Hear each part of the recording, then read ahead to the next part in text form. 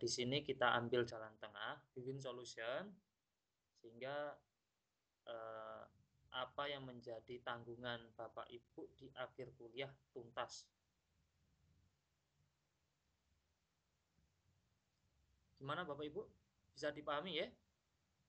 Jadi Ya, Pak. nanti ada kendala apapun, mohon bisa share di grup sehingga saya bisa membantu menjawab. Kedua, teman-teman yang lain siapa tahu juga bisa membantu permasalahan Bapak Ibu semua. Gitu loh. Jadi karena kenapa saya buatkan grup, tujuannya itu untuk memudahkan kita untuk koordinasi dan sharing terkait penulisan karya ilmiah ini. Nah, selanjutnya saya ingin masuk di tugas yang pertama. Sebelumnya saya ucapkan terima kasih kepada Bapak Ibu yang sudah mengerjakan. Saya tidak melihat bahwa kerjaan itu benar atau salah. Yang penting Bapak Ibu sudah berusaha mengerjakan, ya. Setidaknya Bapak Ibu memiliki gambaran seperti apa yang akan Bapak Ibu kerjakan selama mengikuti mata kuliah karir. Kan seperti itu. Kalau Bapak Ibu kemarin mengerjakan, gambarannya kan udah kelihatan, oh saya mau buat artikel seperti ini, terus apa teknik penulisannya seperti ini, kan gitu seperti kemarin. Kemarin juga saya lihat di beberapa contoh artikel yang dirangkum cukup bagus dan cukup banyak juga gitu. Dan itu apa ya, eh, saya sebagai pendamping di mata kuliah sangat senang juga Bu, karena kelihatannya beberapa mahasiswa sangat antusias gitu. Dan sampai saya lihat di bagian akhir Bapak Ibu juga mengerjakan kerangka penelitian atau kerangka yang akan dijadikan dalam bentuk karya ilmiah. Ada yang selesai di pendahuluan aja juga ada secara singkat mulai dari pendahuluan, judul, pendahuluan sampai di bagian rujukan juga ada. Saya ucapkan saya mengapresiasi yang sangat tinggi kepada Bapak Ibu semua. Nah, selanjutnya materi untuk pertemuan kali ini yang pertama itu terkait mengutip Bapak Ibu, baik mengutip secara langsung maupun tidak langsung. Nah, ini saya izin untuk share screen secara singkat aja, nanti materinya saya akan share melalui grup. Jadi kita nggak terlalu lama untuk apa ya, melalui Microsoft Teams, karena saya tahu bahwa Bapak Ibu semua kelihatannya sangat sibuk gitu loh. Jadi saya membagi waktu aja, okay.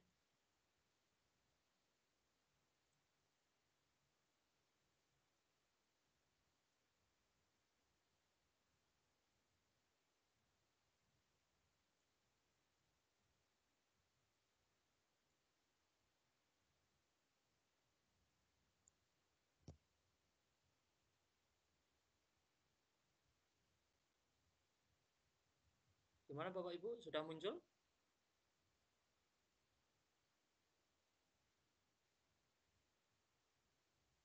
Bapak Ibu sudah muncul untuk share screen-nya? Sudah, Pak. Oke. Sudah.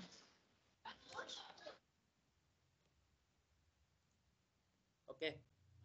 Sebelumnya saya ingin menjelaskan sedikit terkait kutipan, yaitu pernyataan, gagasan, pendapat, pemikiran atau temuan ahli atau temuan-temuan orang lain yang digunakan sebagai pembanding atau sebagai rujukan atau sebagai apa ya, pondasi bahwa untuk meneliti sesuatu, kemudian atau untuk menolak pendapat atau pemikiran penulis sebagai pengutip.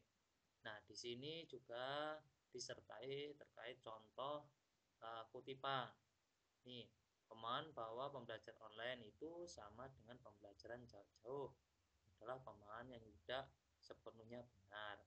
Pembelajaran online dapat digunakan sebagai salah satu modul pembelajaran jarak jauh, tapi sekedar menerapkan pembelajaran online tidak serta merta dapat diklaim setelah menerapkan pembelajaran jarak jauh.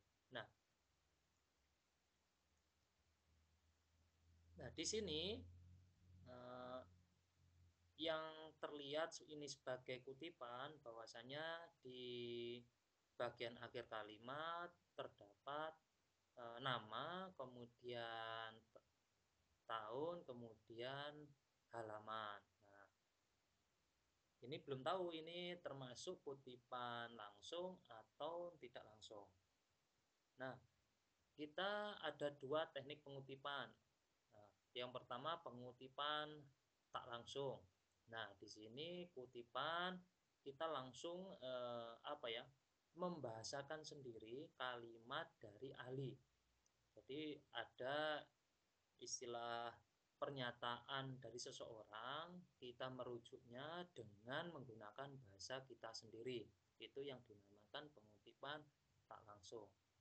Kemudian ada pengutipan langsung, berarti kita mengutip apa adanya dari sumber kutipan tanpa ada perubahan sama sekali. Jadi jelas ya Bapak Ibu, di sini perbedaannya terkait teknik mengutip tak langsung dan langsung. Untuk tak langsung itu kita menuliskan kembali dengan bahasa dan kemampuan kita. Kemudian untuk pengutipan langsung berarti menuliskan apa yang ada, apa yang disampaikan orang tersebut. Nah, di sini cara membuat kutipan langsung. Nah, penulisan kutipan langsung, sumber kutipan disatukan atau sejajar dengan teks. Kemudian kutipan menggunakan tanda petik.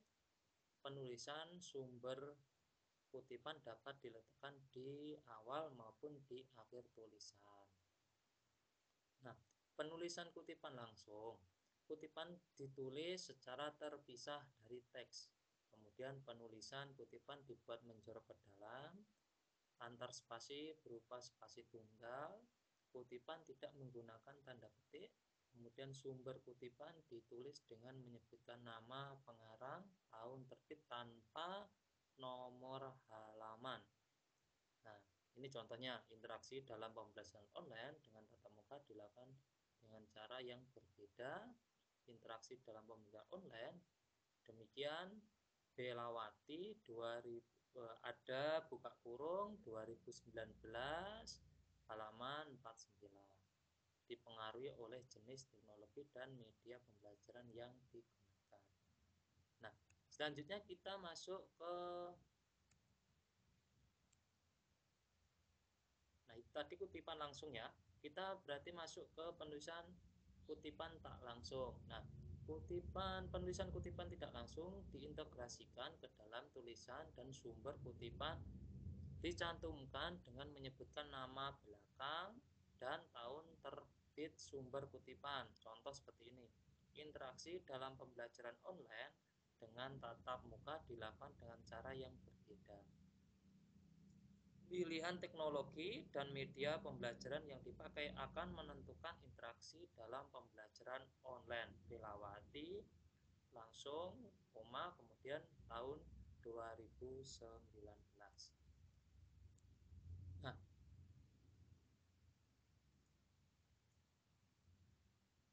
itu tadi Bapak Ibu terkait kutipan langsung maupun tak langsung. Mungkin ada ditanyakan sebelum kita masuk ke materi 2 terkait struktur penulisan. Silahkan.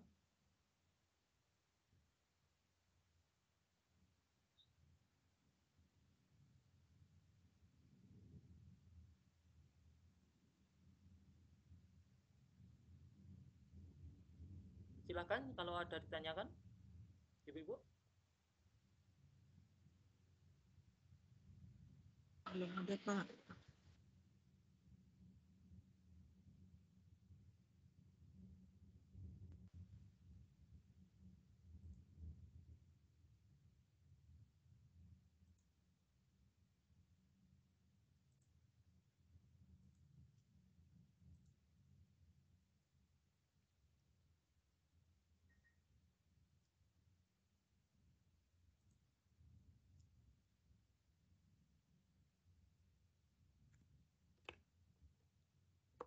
Gimana Mbak Wati, suaranya sudah masuk?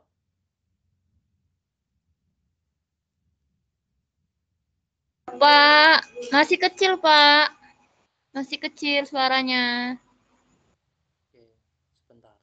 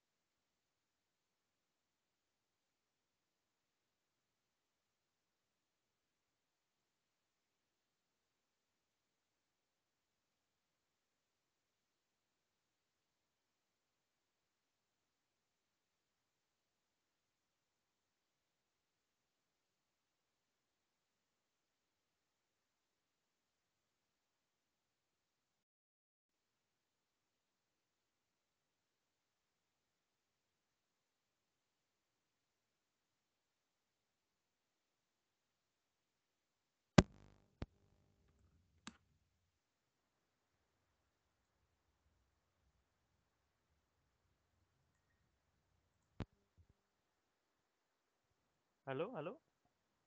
Sudah masuk suaranya?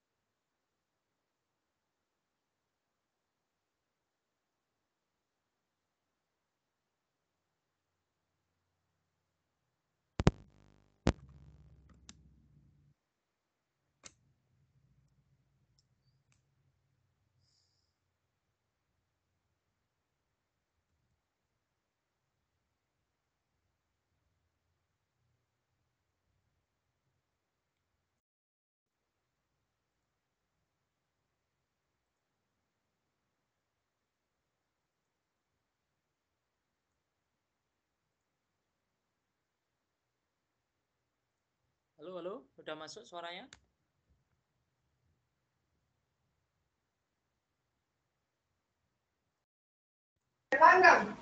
Masih kecil, Pak. Suaranya masih kecil.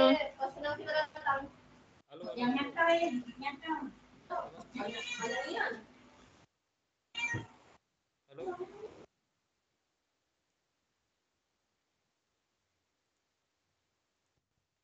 Halo, halo.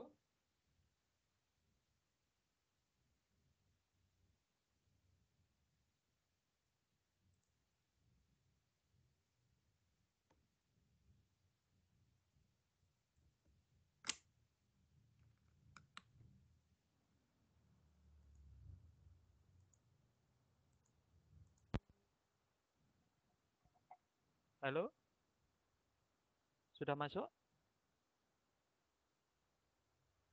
Apakah sudah masuk suaranya? Suaranya masuk kok, Pak. Cuman kurang kencang aja tadi. Kita lanjutkan ya untuk materi yang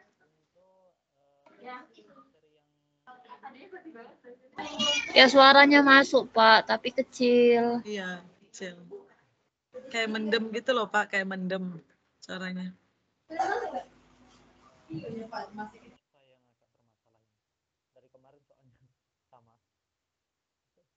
Permasalahan juga sama.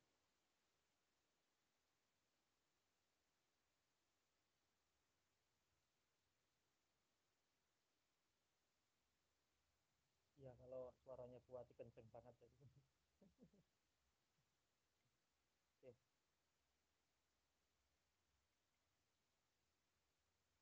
Oke, kita lanjutkan ya. Eh,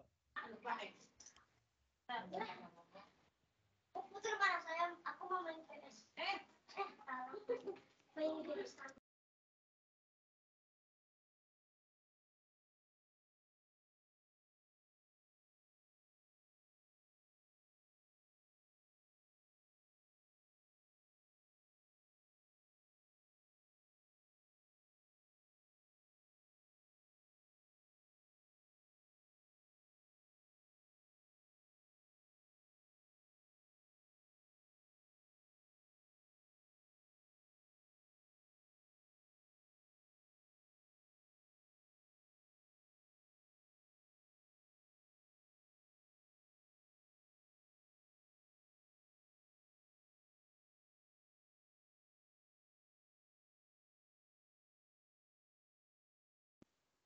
Halo, Bapak Ibu? Halo?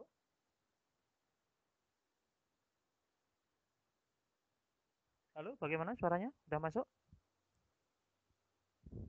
Halo?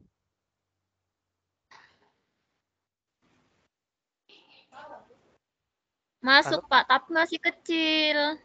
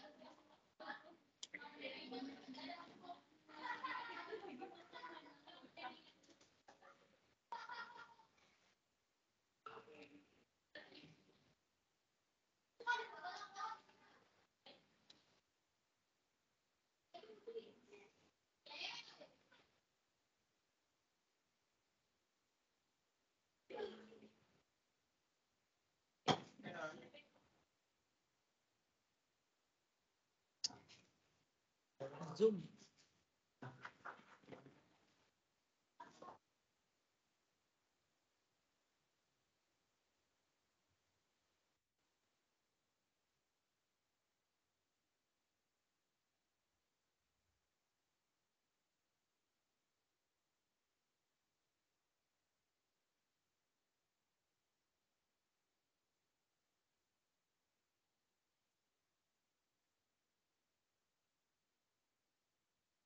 Halo, Bapak Ibu. Halo, Bapak Ibu.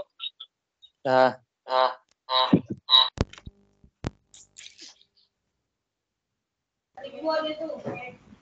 oke, suaranya udah masuk.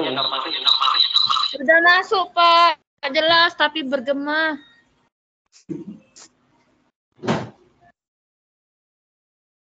Oke.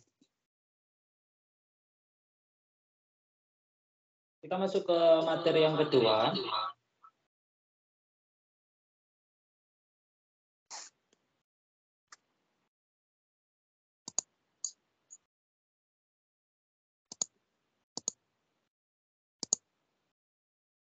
Gimana suaranya udah aman?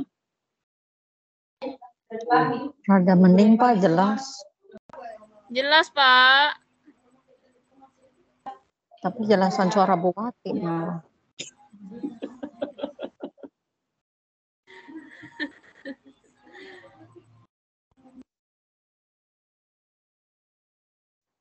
Suara Bupati yang lebih jernih.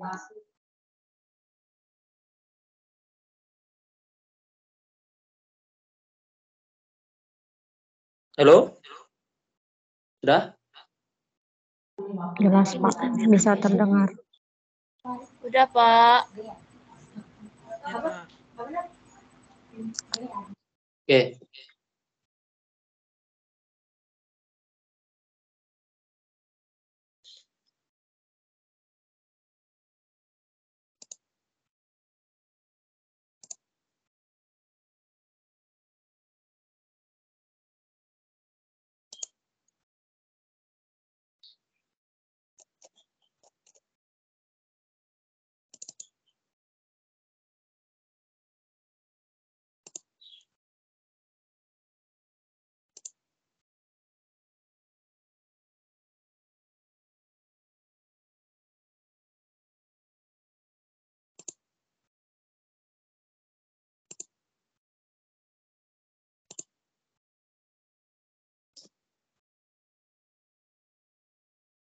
Oke, kita masuk ke struktur format dan sistematika artikel ilmiah. Gimana, sudah masuk untuk sersilnya?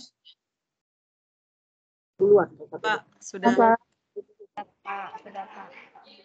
Masuk ke PowerPoint ya? Iya, belum? Belum kelihatan PowerPoint-nya. PowerPoint belum.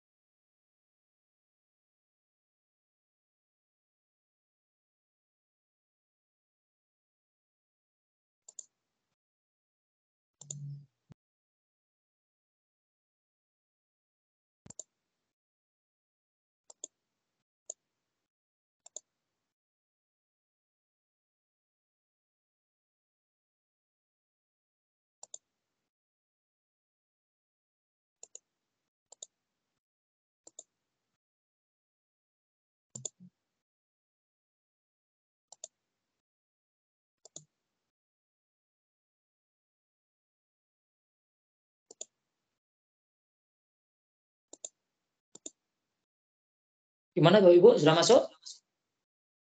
Sudah, Pak. Oke. Sudah. Nah, kita akan membahas terkait sedikit aja, nggak usah terlalu panjang untuk materi yang kedua ini. Yang banyak adalah saya memberikan kesempatan Bapak Ibu untuk menyusun langsung aja.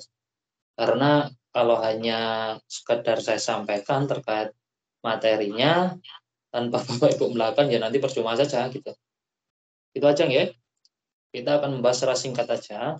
Nah ini materi ini saya dapatkan dari Bapak Kaprodi, sehingga secara keseluruhan mata kuliah karir materi yang disampaikan sama semua.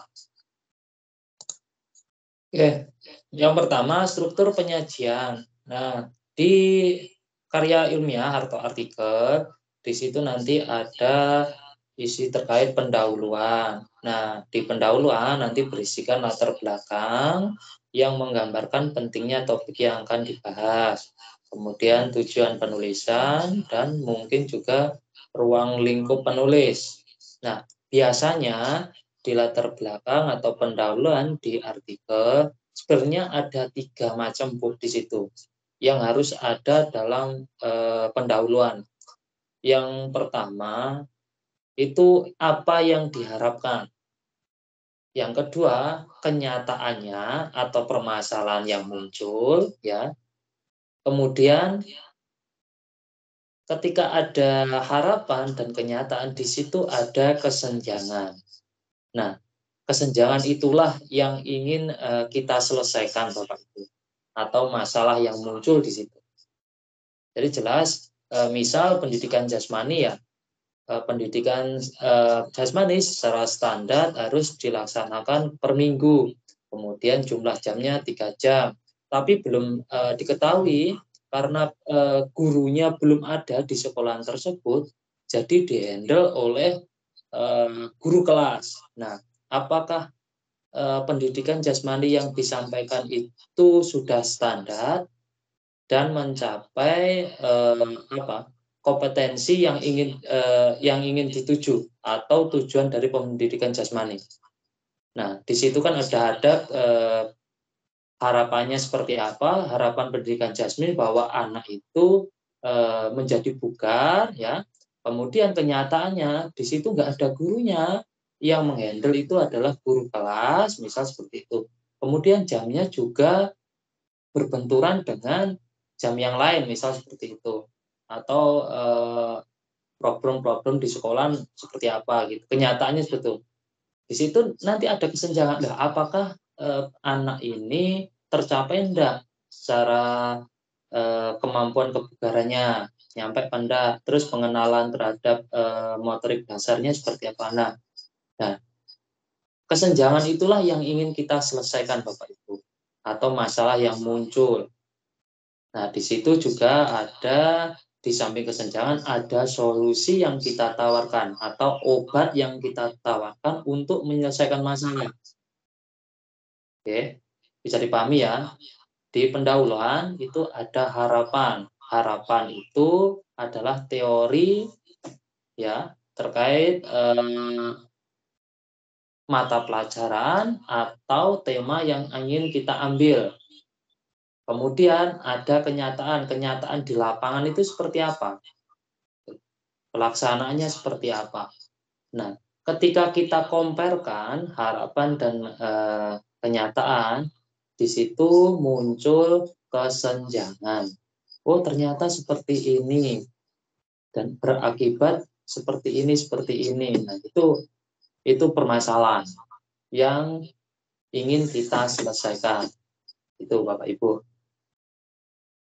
Gimana, bisa dipahami untuk di pendahuluan? Oke. Kemudian isi pembahasan. Nah, sebagai inti dari sebuah karya ilmiah memuat hasil pemikiran yang disajikan dan dibahas secara lengkap dan sistematis. Nah, kelihatannya untuk isi pembahasan kita skip aja dulu, Bu. Kita konsen di latar belakang sampai dengan metode aja nanti untuk hari ini. Karena kalau kita bahas isi pembahasan, kita juga harus membahas terkait hasil dari penelitian tersebut. Oke, kemudian di bagian akhir itu ada penutup. Di situ isinya simpulan, kemudian rekomendasi atau tindak lanjut.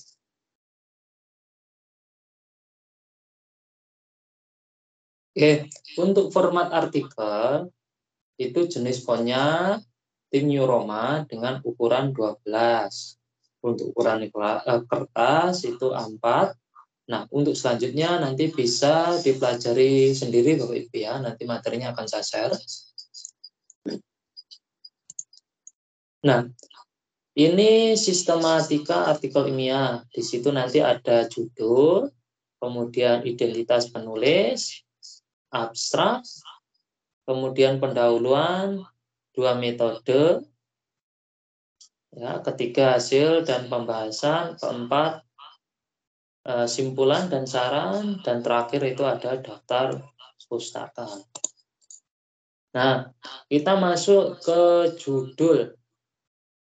Nah, perumusan judul artikel ilmiah. Yang pertama menggambarkan keseluruhan topik kajian dan menarik perhatian pembaca. Yang dua, jika ada anak judul tidak mengulang kata yang sudah digunakan dalam judul. Yang ketiga, maksimum terdiri dari 20 kata. Nah, sebenarnya kalau untuk maksimal dan minimal, kita biasanya harus merujuk jurnal yang ingin kita tuju. Gitu. Biasanya seperti itu. Dan terkait sistematika penulisan, itu biasanya antar jurnal itu berbeda-beda. Tinggal kita menyesuaikan atau template yang sudah disiapkan oleh jurnal tersebut. Kemudian untuk penulisan ya, Times New Roman 14 untuk judul ya, ditempatkan simetris di tengah atau di senter halaman. Yang ketiga, jika lebih dari satu baris dan antar baris satu spasi. Kemudian keempat, huruf pertama pada setiap kata dalam judul dan subjek ditulis menggunakan huruf kapital, kecuali kata depan dan kata penghubung yang ditulis dengan huruf kecil seperti dan, atau, pada, dan sebagainya. Nah, di sini ada nama penulis. Nah, nama penulis ditulis menggunakan huruf Times New Roman, ukurannya 11 ya, dengan spasi 1 dan ditempatkan di simetris setengah center. Nah, nanti di penulisan nama di artikel itu ada 2 sampai 3 nama. Nama yang pertama itu nama mahasiswa. Jadi nama Bapak Ibu yang pertama. Yang kedua itu bisa langsung nama pembimbing MK Karir, atau yang kedua itu dosen pembimbing PKP. Kalau nggak salah seperti itu, Ibu. Kemudian baru yang ketiga itu dosen pembimbing karir. Itu ada dua tipe penulisan. Bapak Ibu bisa pertama nama Bapak Ibu, kedua langsung dosen karir, atau yang kedua itu dosen pembimbing PKP, dan yang ketiga itu dosen pembimbing karir. Nah, untuk abstrak di situ mengandung minimal ada 4 kalimat yang harus disampaikan. Yang pertama atau 4 inti. Ya, yang pertama itu latar belakang ya, atau permasalahan. Nah, yang kedua itu tujuan penelitian. Yang ketiga metode, ya. Keempat hasil penelitian, dan yang terakhir itu biasanya simpulan.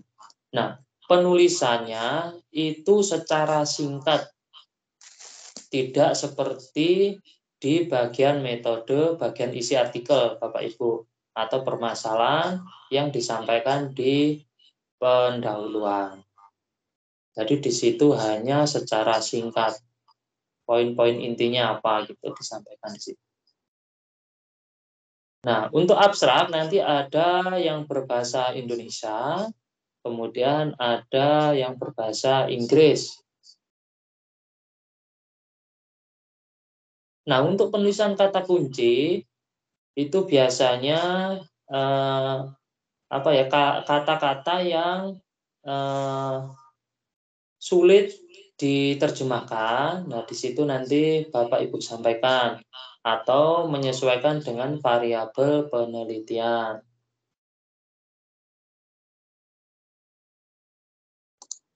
Nah, selanjutnya ini di pendahuluan ya, yang tadi saya sampaikan. Nah, latar belakang, pertimbangan atau justifikasi pemilihan permasalahan yang menjadi topik artikel ilmiah.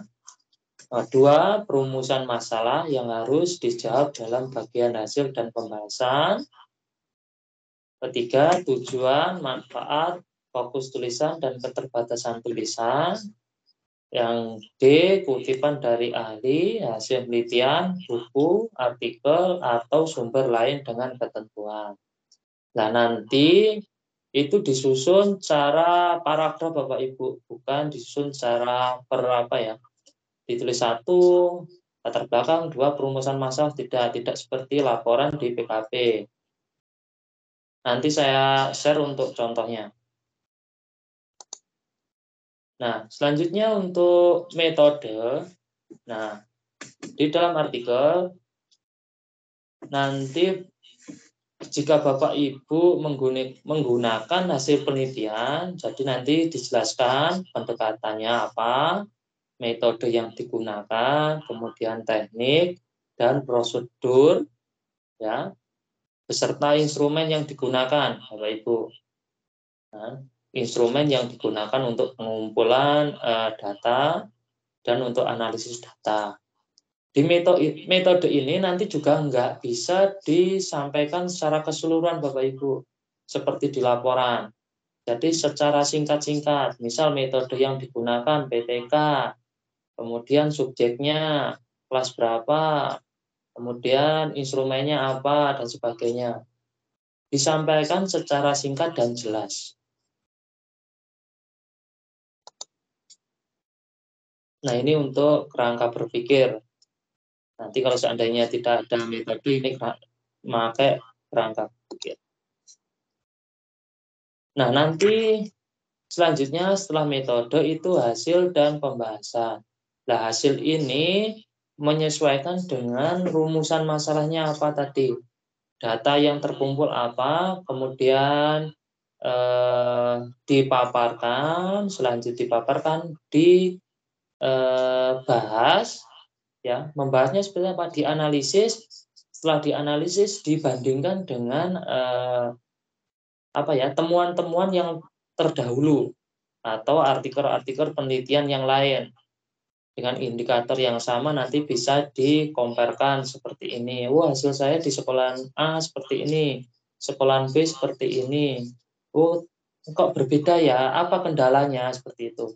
Jangan-jangan di sekolahan tersebut fasilitasnya berbeda. Nah, itu yang menjadi pembahasan Bapak Ibu di bagian hasil dan pembahasan. Selanjutnya, nah ini misal seperti ini. Ini pembahasan, analisis, interpretasi, penjelasan, hasil kegiatan yang diuraikan pada bagian hasil. Nah, baik berupa PKL, magang, perancangan, atau penelitian.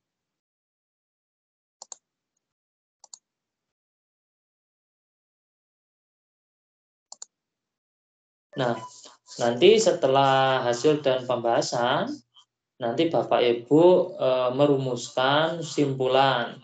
Nah, simpulannya seperti apa dari hasil penelitian dan pembahasan yang sudah sampaikan Bapak Ibu semua di bagian inti. Sesuai dengan rumusan masalahnya.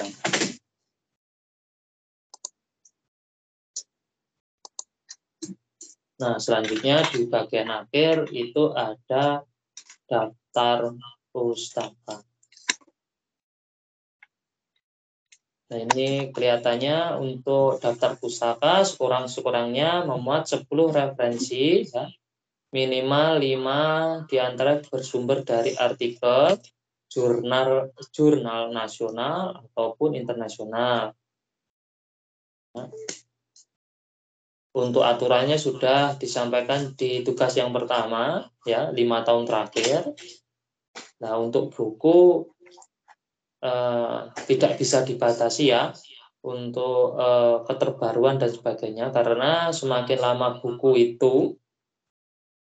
itu malah menjadi buku induk dari materi-materi yang baru, Bapak Ibu. Malah bagus itu kalau untuk sebagai referensi. Karena konsep-konsep dasar biasanya terdapat di buku-buku yang tahun terbitannya itu puluhan tahun.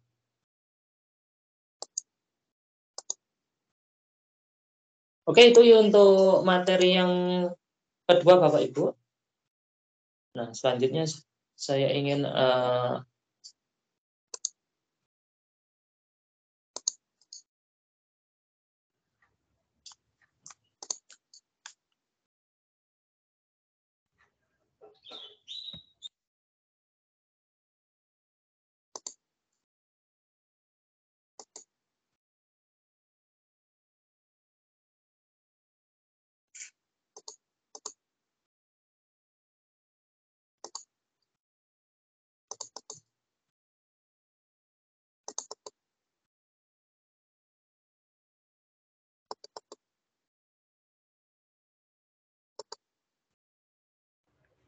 Maaf Pak, izin bertanya. ya, sebentar.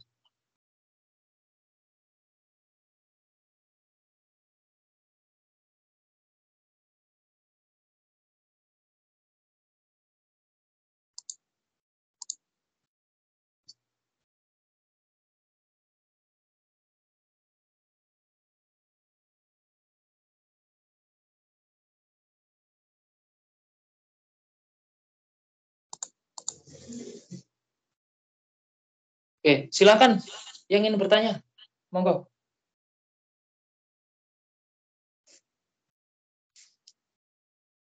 Untuk sistematikanya itu dibikin per bab atau gimana ya? Kan biasanya kalau skripsi kan ada 5 bab sampai bab 5. Ini kan tidak ada landasan teori. Biasanya kebanyakan kalau buat referensi itu kan dari untuk landasan teorinya begitu kan.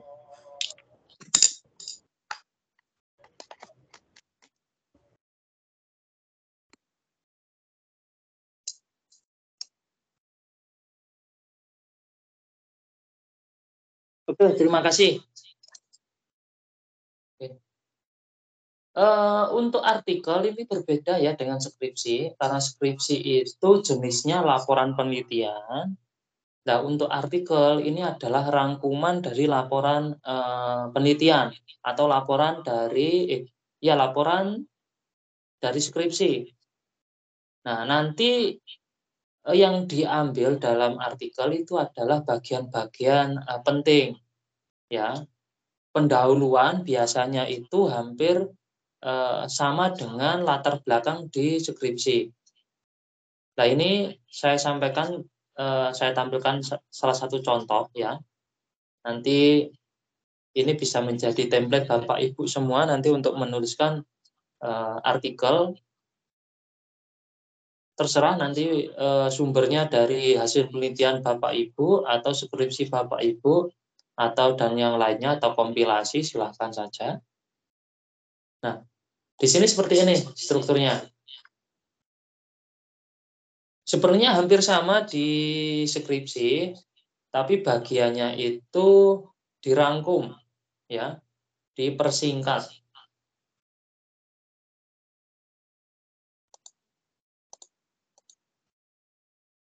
Nah, biasanya bagian terpenting dalam sebuah artikel itu terletak di hasil dan pembahasan. Ya. karena ingin melihat seberapa jauh hasil penelitian tersebut ketika dikompensasikan dengan penelitian-penelitian yang sudah sudah berlangsung atau dengan teori-teori yang sudah ada. Seperti apa? Nah, ini contohnya. Berbeda kan kalau kita bandingkan dengan bentuk skripsi. Bagaimana?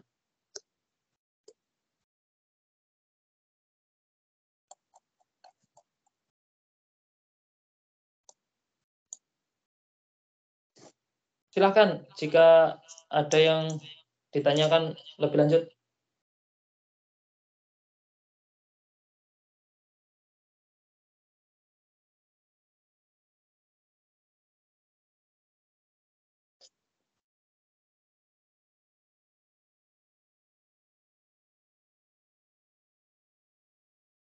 Gimana Bapak Ibu?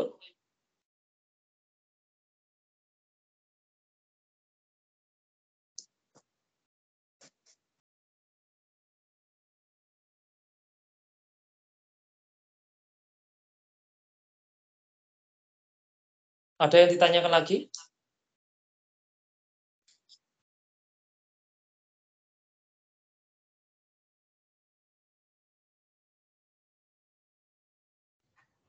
Mau tanya lagi, Pak. Monggo, silakan. Untuk hasil proses akhirnya nanti kan kita upload karil kita. Ya. Itu harus dari PKP yang kita buat berarti ya? Kalau secara prosedur harusnya seperti itu untuk mempermudah mahasiswa untuk mengerjakan mata kuliah karir ini. Tapi saya dengar dari beberapa dosen pembimbing untuk karir, ya, kebanyakan problem mahasiswa sekarang ini juga masih proses PKP. Jadi cukup sulit menyesuaikan nanti di akhir. Jadi saya kembalikan ke Bapak Ibu, enaknya seperti apa gitu. Karena kalau seandainya nunggu PKP terlalu lama nanti kelihatannya. Karena Bapak Ibu nanti kan proses pembimbingan juga. Tapi kalau buat yang baru lagi juga pikir 2 kali dong, Pak. Nah, itu loh. Itu susah itu. Makanya saya kembalikan kepada Bapak Ibu, silahkan mau kalau seandainya menyesuaikan dengan PKP, itu tambah bagus Bapak Ibu. Jadi sekalian kerja Bapak Ibu udah dapat laporan penelitian, juga udah dapat artikel, dan artikel nanti bisa siap publish, kan gitu. Kalau seandainya Bapak Ibu menghendaki untuk membuat lagi, ya silahkan gitu loh. Boleh tanya, Pak? Monggo silakan Bu. Kalau yang karil ini berarti sepenangkapan saya agak berbeda ya dengan laporan PKP. Untuk jumlah halamannya pun sepertinya lebih sedikit dari laporan PKP ya Pak. Karena kalau karil ini seperti artikel itu kebanyakan maksimal paling 15 halaman ya Pak. Berarti apakah laporan karil ini adalah laporan PKP punya kita yang dipersingkat gitu Pak? Betul Ibu, untuk artikel ini itu adalah rangkuman dari PKP Bapak Ibu semua. Di rangkuman. Kalau Bapak Ibu tadi menyebutkan 15 halaman, Bapak Ibu bisa cek di jurnal-jurnal yang sekarang, itu malah maksimal itu biasanya 7 halaman maksimal. Malah sedikit, tambah sedikit lagi. Iya, yang saya buka kemarin sih banyak kan 10, 11 gitu sih Pak, maksimal 12. Ya. Berarti nanti yang dihilangkan apa saja tuh Pak? Dari misalnya laporan PKP kita, yang pendahuluan awal itu yang kayak pengesahan segala macam itu kan nggak ada ya Pak, otomatis ya. Langsung halaman judul, kemudian abstrak, terus pendahuluan gitu ya Pak ya? Ya, betul. Pendahuluannya nanti pun tidak sebanyak di PKP, betul gitu ya Pak? Enggak, jadi hanya rangkuman ya Pak? Betul, Ibu. Ini contohnya, Ibu.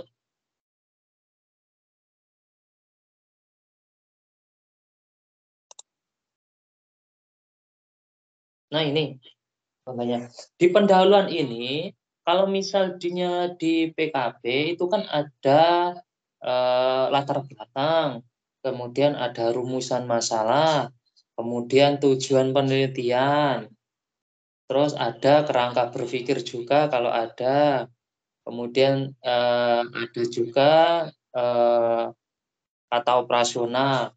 Nah, itu semua disajikan dalam sebuah bentuk sajian per alinea, Ibu. Nah, seperti ini. Nah, jadi langsung dirangkum menjadi sebuah apa ya, Bu ya? Istilahnya seperti ini. Jadi semua yang di bab 1 itu gabung saja ya Pak ya, di pendahuluan Iya, gitu ya? betul. Betul. Jadi ini sudah saya siapkan untuk template-nya. Jadi nanti Bapak Ibu tinggal ganti, misal judul. Iya. Ini fontnya sudah jelas ini. Fontnya ini 14 ya Pak? 14, tinggal ganti. Jadi nama mahasiswa nanti bisa langsung ditulis, nama dosen pembimbingnya.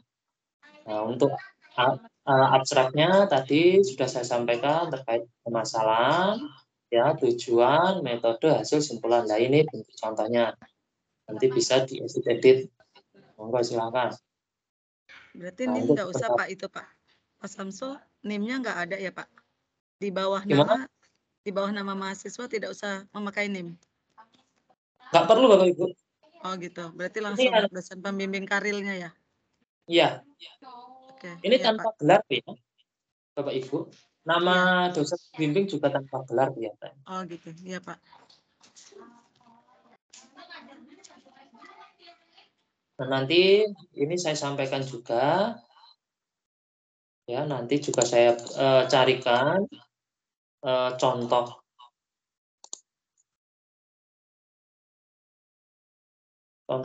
artikel lain.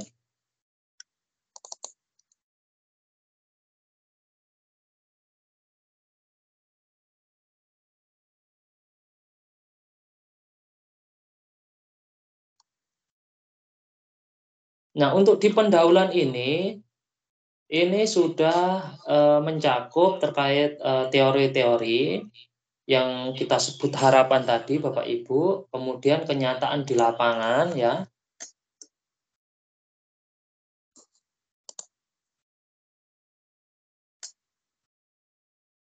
Kemudian ada kesenjangan atau permasalahan yang muncul.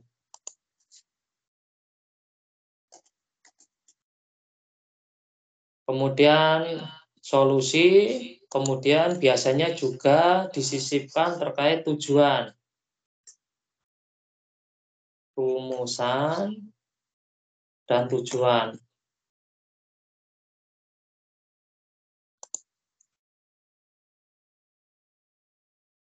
Ini nanti dibentuk menjadi paragraf-paragraf, Bapak Ibu.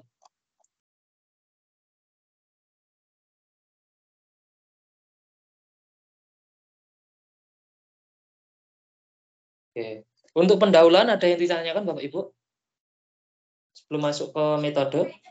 Berarti Pak, maaf nanya lagi, berarti paragraf di pendahuluan itu sesuai tadi ya Pak? Sesuai yang tadi ada harapan, ada tujuan kayak gitu ya Pak? Jumlah paragrafnya mengikuti. Betul. Kalau misalnya gini Bu, kalau Ibu sudah mengerjakan PKB, kan tinggal pindah nanti di latar belakang PKB, tinggal dipindah tinggal di dirangkum. Nah, betul. Ya, kalau yang teori kan agak panjang tuh di PKP, berarti kita rangkum. Nanti kenyataan di lapangannya tinggal pindah sama rumusan dan tujuan tinggal pindah sih bisa ya Pak? Bisa. Ya, makasih Pak. Gimana Bapak Ibu yang lain? Ibu-ibu? Monggo, silahkan bertanya.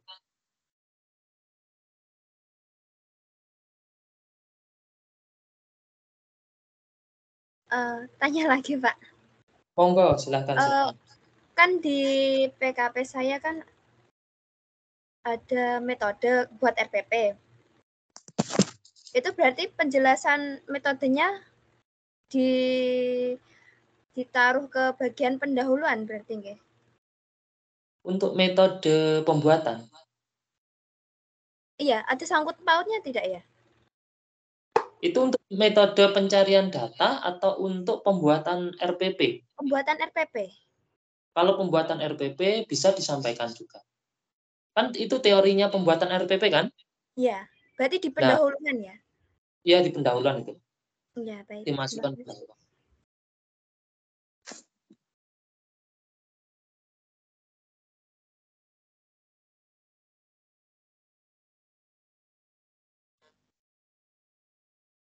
Oke. Yang lain Ibu-ibu? Silakan, Pak. Nah, mau tanya, Monggo silakan. kan di tugas 3 kan ada membuat susunan itu artikelnya. Itu Ini. nanti artikelnya itu sesuai dengan judul PKP kita atau kita buat yang lain, Pak? Kalau bisa itu disesuaikan dengan PKP aja, Bu. Untuk mempermudah Ibu untuk mengerjakan artikel nanti.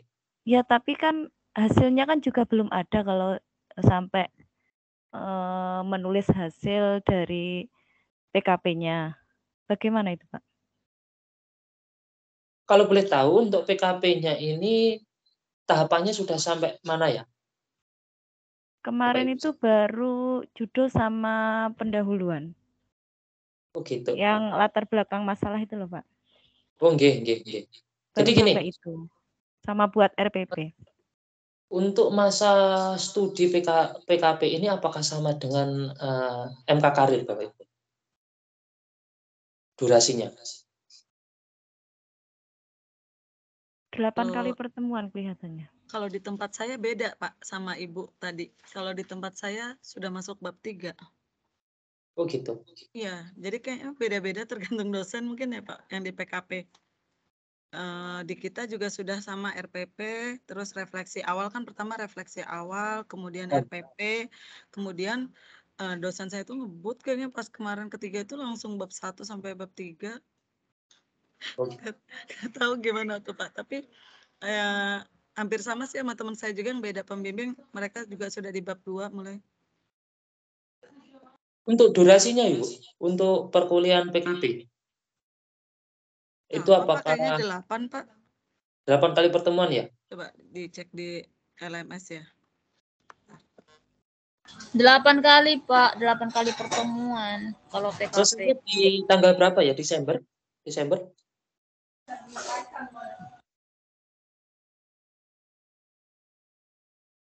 Untuk selesainya di bulan Desember ya?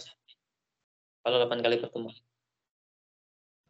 Iya, Pak, awal Desember tanggal 4 sudah selesai.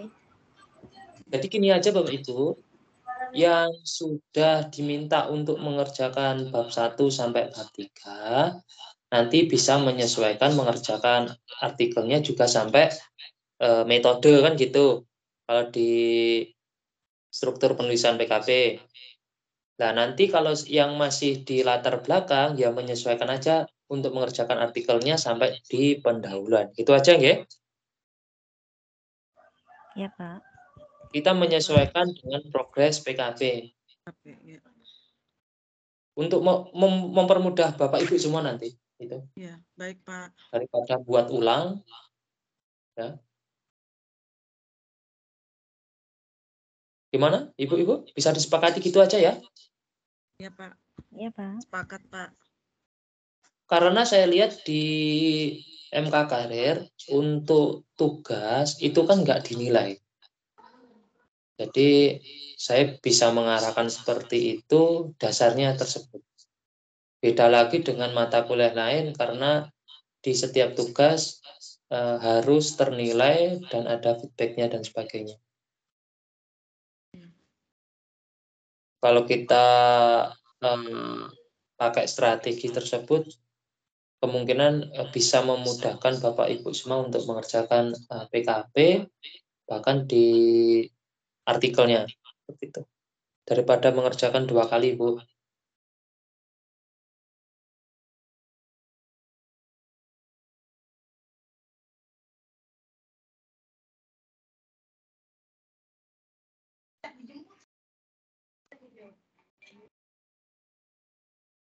Gimana? Sudah jelas ya untuk permasalahan tersebut?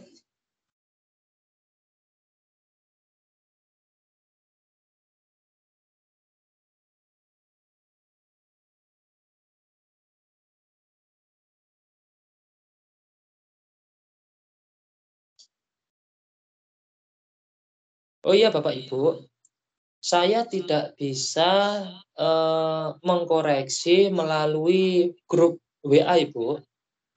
Jadi saya mohon maaf ya, kalau seandainya Bapak Ibu nanti ngirim untuk minta dikoreksi atau minta apa ya, pertimbangan dan sebagainya, kalau bisa lewat ini aja Bu, LMS di forum diskusi kan juga bisa untuk melampirkan file dan sebagainya. Karena untuk melalui grup WA itu tidak terekam di sistem LMS.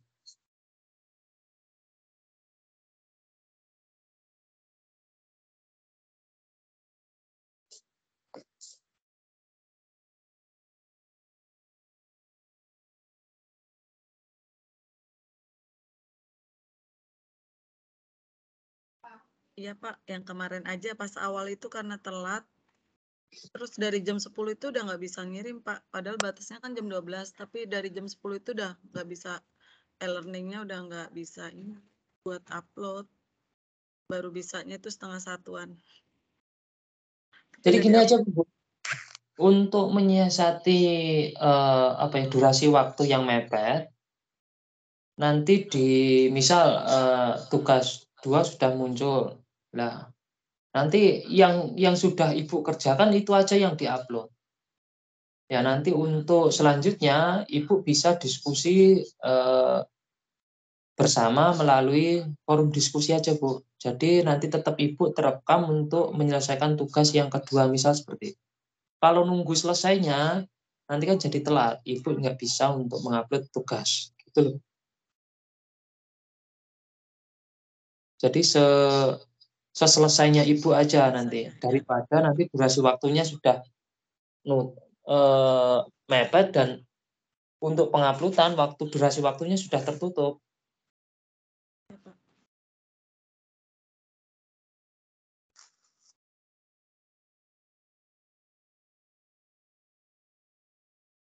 Kalau boleh tahu Ibu, untuk PKP yang sedang dikerjakan ini kebanyakan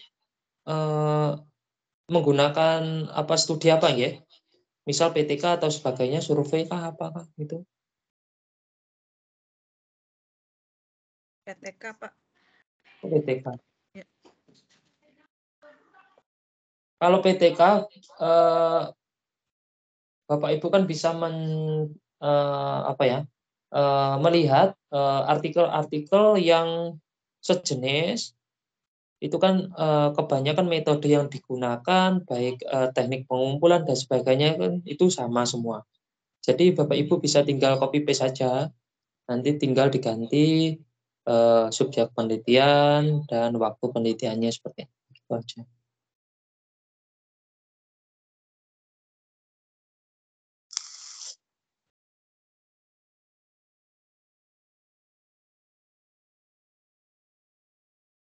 Oke, yang lain Ibu, ada yang ditanyakan?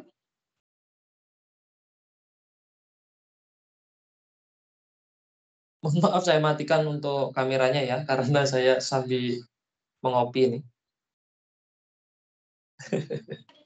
Sama Pak, ngantuk. Di sini hujan, Pak. Di sini di Jakarta hujan. Oh gitu. Iya. Jakartanya mana Bu? Jakarta Timur Pak, dekat Halim. Oh. Ya. Mokjar Makassar.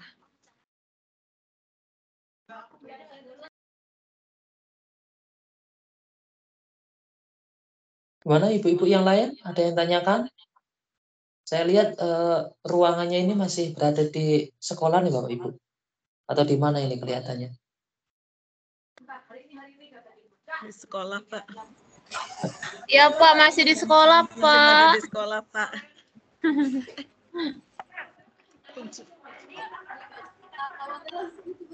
Ini antiknya kayak kata kata kirim larusan ke ini Boyka, yang tanya aku Boyka, monggo silakan. Keluar aja yang baru. Besok.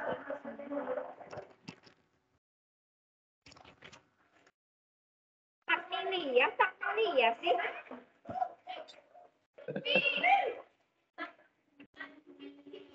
Monggo Boyka kalau ada yang ditanyakan. Boyka.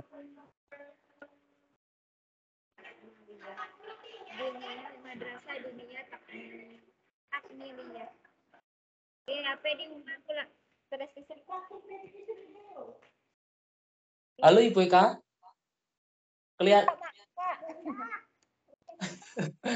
Kelihatannya sibuk sekali, Bu. Iya, Ibu, nggak apa-apa, Bu. Memang tuntutannya seperti itu. Nggak apa-apa. Oh iya Pak. Nggak apa-apa. Ada yang ditanyakan, Ibu? Enggak sih Pak, udah ngerti yang disampaikan tadi. Udah tanya. Oke, Ibu. Alhamdulillah kalau Tanya lagi di grup WA boleh ya Pak? Pak Samsul, maaf yang tadi Bapak share screen ini di-share di grup juga kan Pak? Oke. Nanti Ya. saya langsung share setelah ini ya. Ya, Kalau boleh tahu makasih, ada Pak. yang belum masuk grup belum? Ada yang masih belum masuk grup? Kan nggak tahu Pak jumlah mahasiswanya berapa. Yang di bimbel. LMS saya partisipasinya ada 15 orang. Oh, Tapi berarti untuk yang masuk masih sedikit. bukannya 10 orang. Belum tahu. Kadang-kadang ada mahasiswa yang memprogram mata karir dan ternyata beliaunya itu sudah memiliki artikel yang sudah dipublish Bapak Ibu. Jadi itu bisa menjadi pengganti dari tugas karir. Biasanya seperti itu. Baru 11 kayaknya yang di grup ya Pak.